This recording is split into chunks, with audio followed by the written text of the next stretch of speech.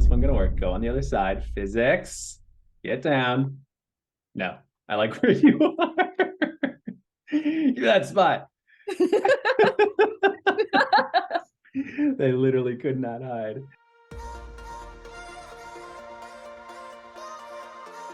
Today on Game Changers, we are joined by Dr. Cait Mcgee. She is a physical therapist with a background in neuroscience and exercise and sports science, and a gamer who has combined all of these passions to the effect of becoming one of the go-to experts in the developing field of esports medicine. Dr. Mcgee works with athletes, coaches, teams, organizations, and schools to improve health and performance in esports, and as if that isn't enough, is also the co-owner of 1HP, an esports and gaming health and performance company. I'm very excited to have Cait on the show today, so let's get started.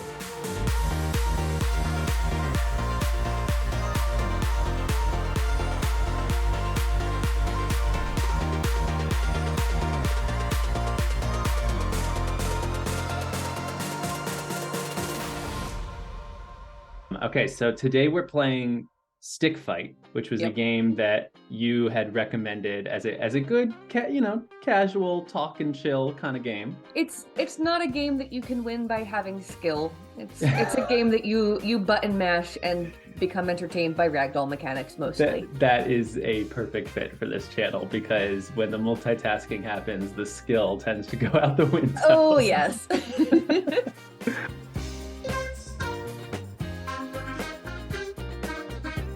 Lurk of Dirt. I love it. Yeah, that was my tag back when I first started doing in-game stats in Dota 2, because I didn't know what I was doing. Right. You want to know how you start the game? Do we have to kill each other? Okay, yep. Yeah. Oh, and look at you just trying to get at it. See, I could just keep running away so the game can never officially start. Whoa, okay. All right, I see how it is. I'll stay over here for a second if you want to figure out your controls.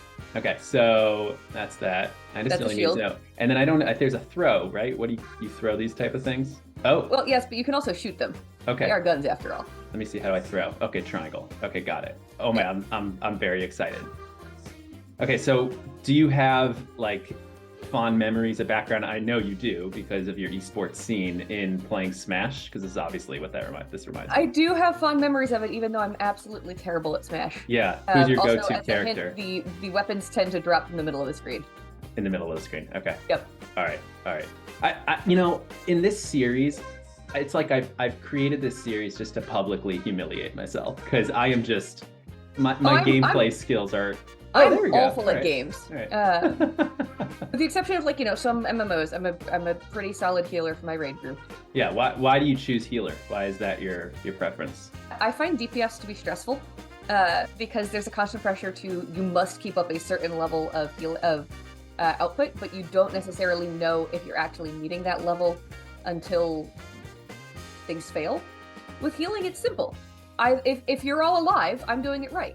Yeah, it's interesting. I've like almost wanted to do research into this, and there might have been actually something done before. Whoa, my gosh. Okay, so basically who falls off the map first? No, I wanted the shotgun. But whoa. Oh my gosh. This is a great game. I told you, it's fantastic. Woo! I always wondered if there is a correlation between, health professionals and the role they choose to play in games. Yeah. Because I feel like in general when I work, but certainly when I was working in the hospital. Oh, you're gonna like that one. This one shoots snakes. Yeah, who wouldn't like that? These snakes off this plane. Oh my god. It backfired. It's gonna be really fun, by the way, in the editing of this video to create a tally, because this is just complete chaos. I love this. Whoa. So yeah, but the role I always played in the hospital was sort of the support role, right? It was kind of whatever I felt my team needed me to play. Like where was the team lacking, and that's what I would try to fill. And that's, I think, what I kind of often do anyway. So yeah, that's what I'll do in games. Like when I play Overwatch or something, it's kind of just whatever the team needs is what I'll try and do. But then I generally end up being stuck at playing as healer for most games. Oh my god. I looked away from the screen for 1 second. Okay, so we choose to do the healing in the games, and that's not such a stretch from what you're doing on a day-to-day basis. So tell me a little bit about that. Tell me about what you do, what's your calling, what's your mission, and how does it manifest into a day-to-day schedule? So there's really two things that have contributed to kind of why I wanted to get into medicine and then how I practice as I do. And the first one is just, I like knowing things. I like knowing as many things as I possibly can know. I like that those things are useful. I like being able to use them in a way that's valuable. I like knowing things, and I like doing things with the things that I know. This is probably why I get very unstressed by crafting.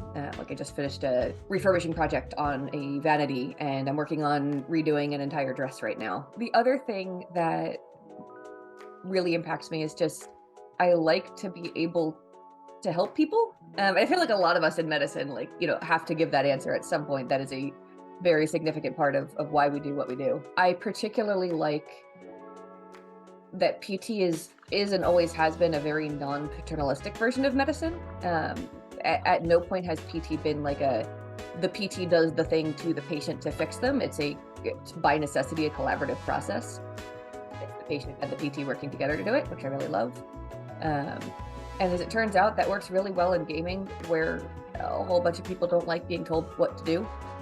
And so instead, when you're working together, it's, oh, hi. There's a decent chance my cats will pop up during this. I love it. When you get to work together in the process of it, it's not just, I am in charge of this patient. It's, we're combating this problem together in some form.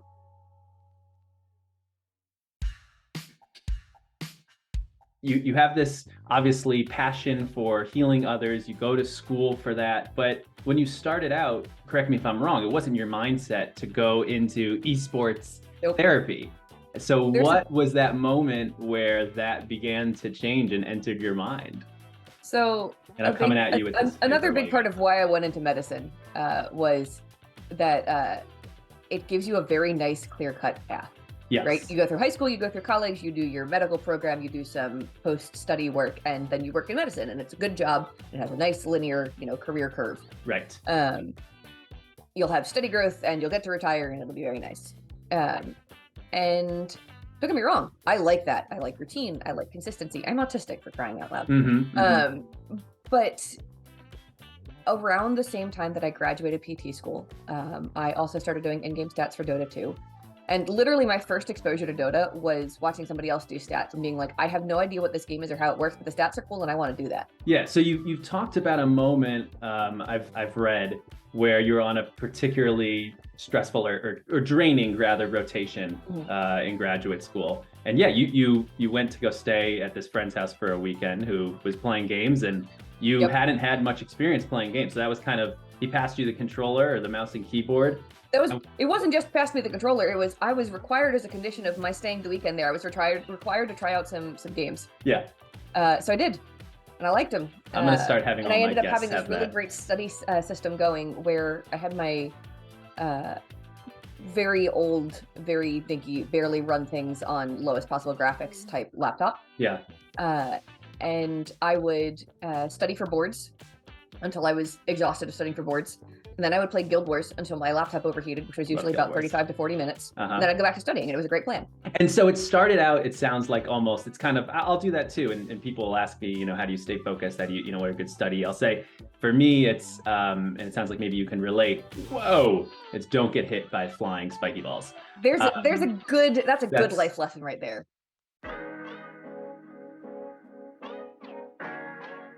Do you feel is there overlap between you developing those skills in graduate school and the skills that you pick up playing games? I definitely think there is. I think more the how you pick up those skills, there's overlap. So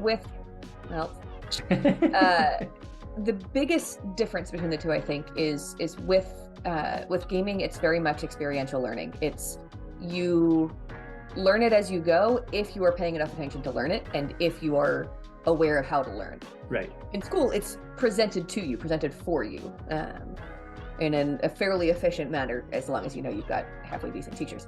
So in gaming, you could theoretically be missing the opportunity to learn these skills if you're not tuned into the fact that you're learning them. And that's absolutely a thing that I grappled with and still grapple with, because the ways that people learn vary. And when I'm gaming, I want to be enjoying and immersed in the thing that I am doing, right? Which isn't necessarily the most efficient way to learn how to do the thing better. Sure. So if you're going to try and improve at something, you have to make a deliberate effort to do so. And when you're gaming, if your focus is on enjoyment and having fun, making a deliberate effort to learn takes away from that at times. It can. When I used to play a lot of Call of Duty. I would say in high school when I played, I was very competitive and I took it very seriously. Like I wouldn't let myself play if I didn't feel I was in the right mental state to play, meaning I had to feel mentally good because I wanted to have, extreme focus. I wanted to always be thinking about what am I doing? Where am I at on the map? Where are the enemies? Things like that. Right. And now, as life is a little bit busier, gaming for me needs to be a little bit more of an escape, of something to do to really just have that enjoyment. And so I don't play those games as much because I don't want to just have a casual experience playing with them. If I play, I want to be competitive. There's also, I've definitely found there are games that even without paying a large amount of attention and very deliberately practicing, I still end up learning. Like PlanetSide, for example, my spatial reasoning skills and map reading got so much better, partly because it was just absolutely necessary that you be ready to port to a different part of the map at a moment's notice. Sure. And if the healer was not with the squad was dying. Right. Which ended up translating into I got lost a lot less when I started going running. Oh yeah, is that right? Yeah, great. Oh man, those snakes just ate me alive. That's really interesting. My spatial reasoning got so much better courtesy of PlanetSide 2 and Guild Wars. Wow. Well, I do have a video on this channel where I talk about the health benefits of first-person shooters, and that's certainly one of them that, there are studies that show just by casually playing, yes, those types of spatial reasoning and attention skills, absolutely. Oh, should have saw that coming. As I'm talking about attention. Attention, large laser. Yes, that's a void large laser. But that is not directly, and correct me if I'm wrong, it's gonna happen again. Ooh, right to the face. Yes, the snake shotgun does rocket you backwards a bit. Learning. That's right, learn by failing. Okay, wait, how's this one gonna work? Go on the other side, physics, get down. No, I like where you are. That spot. They literally could not hide. So that though, those type of critical reasoning skill development, is that something that you are actively involved with in the work that you do with coaching? Or I know obviously your focus is on healthy habits, ergonomics, things like that. So tell me a little bit about what your focus is and when you're actually working with a client to coach them on their game. So the kind of role that I play is very much health and fitness focused with teams. There's a reason we have a whole multidisciplinary team that we work with, just to make sure that we're all kind of working within our specialties. We do have 3 psychologists and 2 guys with their masters in exercise psychology and sports psychology, one of whom's going for a PhD currently. We're working on a research paper together. So a lot more of that how to learn and how to improve comes from working with them. But when it comes to the brain-body connection, that's absolutely part of our wheelhouse, part of my wheelhouse specifically. We also since we see a lot of tendon-related injuries, a big part of tendon rehabilitation, as established in the work of Ebony Rio, who's fantastic, is not just the actual rebuilding of the tendinous tissue, but also of the neuromuscular control of the region. So we know that tendon injuries improve faster when you're doing externally based timing for your exercises, using like a metronome or a counting structure. So it's not so much that what we're doing, what I'm doing is directly how to learn about how to play games, but there's definitely a heavy learning focus in the actual rehab and prehab process, so that players, for one thing, know why we're having them do. Why are you making me count while I do my exercise? Why I have to count to 4 before my hand can go up? Because with that improved understanding, you get improved buy-in, and when you get improved buy-in, you get improved outcomes, because placebo effect and also belief plays a big role in how functional physical therapy is And so how much of what you're doing is just sort of generally widely applicable as good habits? I mean, as you know, a high number of the workforce is remote now, spending time sitting down in front of their computer all day. How much of this just widely applies in terms of good behaviors to live a healthy life with interacting with technology versus specific for gamers? A lot of it is very much generalizable. A lot of the research that we rely on in gaming right now is based off of office work ergonomics. It's not exactly the same. The load is actually much higher in gaming. APM is significantly higher. But in terms of like positions and structures, we do have enough similarities that we can draw on that research. And in return, as we continue doing more research in esports and gaming, the office work population is going to be able to draw on that research too. Yeah. So what's the split? Are you mainly working with one-on-one, the average consumer, the average gamer? Are you mainly working with organizations and actual esports professionals? So we're more working with organizations and schools at this point. We've been doing more work with the collegiate space recently, and we'd love to do some more work with the K through 12 space as well. And that's for two reasons. One is our goal has always been to use both a top-down and a bottom-up approach. We know that the role models, the top-tier esports players, people that people look up to and people emulate. And if this player is doing it this way, well, it must be good. At the same time, we don't get a community cultural shift without working in the community as well. So we've always wanted to approach it from both ends. And definitely one of the things that we've noticed working with kind of top-tier teams and players, there are absolutely folks who are really receptive and really interested and want to make these changes, even if those changes are difficult. And then there's plenty of folks who got to the top of their game, literally, by doing it their own way. They've never had help or support along the way. Why do I need to change what I'm doing now? What I was doing got me here just fine. Sure. And so we really want to work with those developing spaces, with younger athletes who are still kind of coming into their own, to really get that solid idea of what it means to be a high performance individual, high performance player, what it means to engage in healthy behaviors on a regular basis. Right. So much of that is that education, even before you start talking about exercises and changing behaviors. So much education. Yeah, I can imagine. And I think that the biggest thing that we've found is you have to find what thing hooks people. You have to meet people where they're at. So for some folks, they're super interested in exercise because they would like to make an aesthetic change. And if that's what gets you interested in exercise, awesome, let's roll with it. And then we have players who are like, I could not give less of a crap about how I look, but I'm always tired during VOD review. I would like to not be tired. Okay, let's look at sleep behavior. Let's look at, are you in a dark place? Do you have, any light pollution? What's your pre-sleep routine look like? Are you getting to bed consistently at the same time? It matters less what time it is, matters more, is it consistent? Let's look at your wake time. Let's look at your waking routine.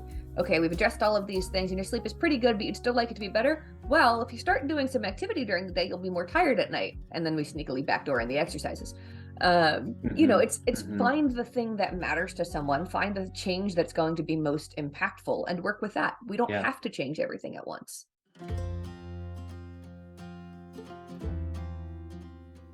So you've identified in your colleagues at 1HP as well, obviously this really important need. There's a market need there, obviously, as well. I'm sure you get questions all the time from other health students or professionals who are wanting to do something a little bit different, maybe wanting to get in the gaming space.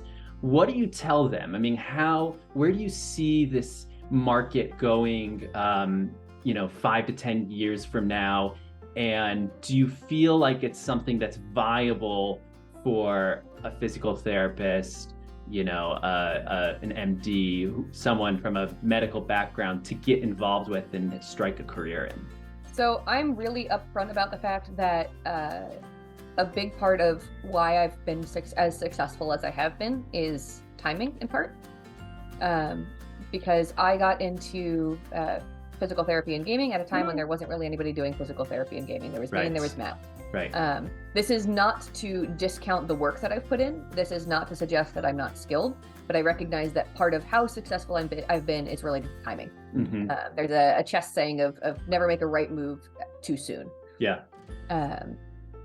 So it is a different kind of entry process for folks who aren't coming in at the start of things, basically. So is there room? Do you feel like there's absolutely room? However, I wouldn't say like with absolute certainty that it's 100% viable for anybody to get into right now. In large part because we're going through a huge market correction in esports right now, as we all know, which is necessary. But it does also mean that there's going to be less budget space available for teams to actually employ folks. I think right now, the more sustainable approach, or the more like viable approach for medical professionals, is to have a practice where they're able to make it clear that they are gaming literate or esports literate. I think absolutely, if they happen to be in the right area for it, being able to offer services to teams at colleges, at high schools, I think is a great option. There's nothing wrong with not making the full-time leap to esports. I think there's a bit of, once you're immersed in gaming and esports culture, there's absolutely some like reification of the grind and the hustle and making the full commitment to esports. And I would instead like us to, reify the work-life balance and the financial security. It doesn't make you any less passionate about or committed to esports to be doing your esports work as a side hustle. Completely. You might still care just as much as anybody else. You just also recognize certain financial realities. Like if you are someone who has a marriage, who has a kid, who has a mortgage, you might need to make a different decision about how you get yourself into esports. Right.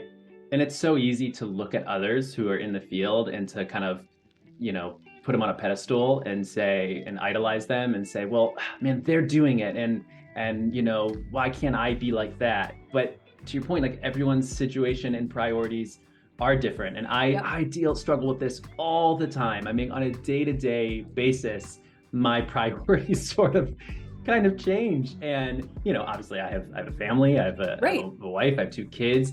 I have another full-time job.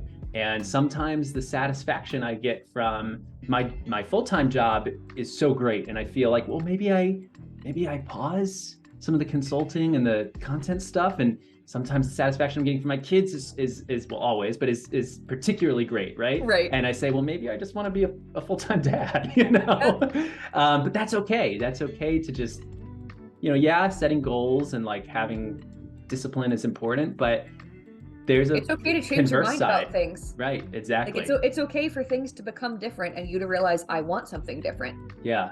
It's also okay to realize I want this thing but can't have it. True. We've definitely kind of as a whole culture, as a whole society, really kind of gotten this, and this might be like a distinctly American thing in part, so apologies to any of the international viewers I may have just grouped into our American exceptionalism here. But like we've definitely kind of believed that if you want a thing, you can go out and achieve it. And sometimes that's not true. Right. Sometimes the shape the achievement takes is going to be different, and sometimes it's just not achievable. And that doesn't mean that you're a failure. It doesn't mean that you're bad at it. It just means that you're recognizing reality and responding accordingly. Yeah. Should you push yourself to try and achieve things? Sure, absolutely. Should you have goals and, feel disappointed if you don't meet them? Yeah, those are reasonable things. But the fact that, you had a goal and you later realized it wasn't an achievable one doesn't mean you have to give up on it entirely. It just means you change the goal a bit. I love that. I think that's so important. Similarly, I something that's important to me, I remind myself is making no choice is still making a choice. You have made a choice. Yeah. Right. And that could be really strong, like, or saying no, right? Not doing something is still a choice. And so you are empowered to make whatever choices you make, essentially. Yeah. I really like just how much working in esports has really helped me with developing boundaries and developing a far better sense of this is not an opportunity that it's worth saying yes to. Because especially when you start out, like you want to say yes to all of the opportunities because you need to establish yourself, make all the connections possible, get your name out there. And some of those are things you should say no to. Yeah. Either because they're not actually great opportunities, or they don't actually get you that much for the amount of time and effort you have to put in, or just because they don't fit you and your goals specifically. And like at the time, it's the scariest thing to turn that down, because what if I don't get another opportunity like this one? And sure, there is a risk there, but I think there's a far greater risk of accepting everything that comes your way and ending up like diluting who you are and what your goals are. Cait, thank you for coming on and giving me my own personal therapy session. Well, we are physical therapists. We That's do a right. little The bit of both and we therapy know is it. still in the man. I'm feeling like I have all this. I've done the stretching. I've gotten the posture, and I have some mental clarity after this, or at least some things to think about. But what do you say? Let's finish this Christmas round. Let's give it All our right. full focus. I'm taking you out on this one, and I want you to do your best to try to do the same to me. Bring it on. All right, let's go. All right. I've been spending this time studying the map in detail. All right, whichever one of us wins this map, you do have to say yippee-ki-yay, motherfucker, and you know it. Woo! Here we go. Here we go. Come on. I'm now. not dead yet. I'm not dead yet. That wall climbing. Yeah, that's that smash skill. Woo! All right, come on. Now's your chance. Oh, that's a snake. No, no, get away, get away, get away, get away. Get him, my minions. Where did those go? Yes. Oh, that was no. Snake minions have brought me victory. Okay, you gotta say it. Yippee-ki-yay, motherfucker. Yippee-ki-yay.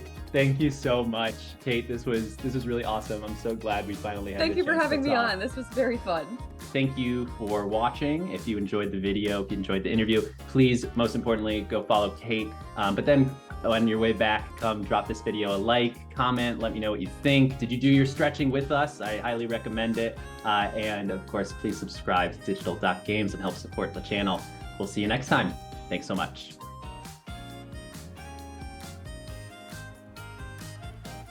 My fingers are getting a little cold. Is there a mid interview game stretch that we could do here?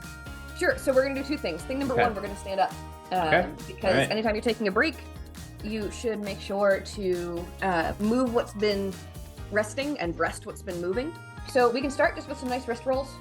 Just work within whatever range of motion is comfortable. Range of motion should not be painful. I got a little bit of clicking with my clackety. I've got crepitus all over the place in my wrists from years of gymnastics, and that's fine. Instead, we're going to work a little bit at core for some posture and to remind us to breathe, because we've definitely been doing like the very shallow anxiety. Like, chest breathing there, So elbows right at your sides, palms facing upwards. You're going to take a deep breath in and rotate your hands out at the same time. So pinching your shoulder blades back and together to open up your chest, and then breathe out as you close. Let's do like 5 of those. This one is my absolute favorite postural reset for 2 reasons. 1, it forces you to breathe slowly. And 2, it engages those scapular muscles, pulls you into that nice scapular retraction, opens up your chest. It's basically a posture reset. So when you sit back down, you'll probably find yourself punching a little bit less. I feel like my posture's aligned. Yep. Should we continue? Yeah, let's get back to it. Let's do it.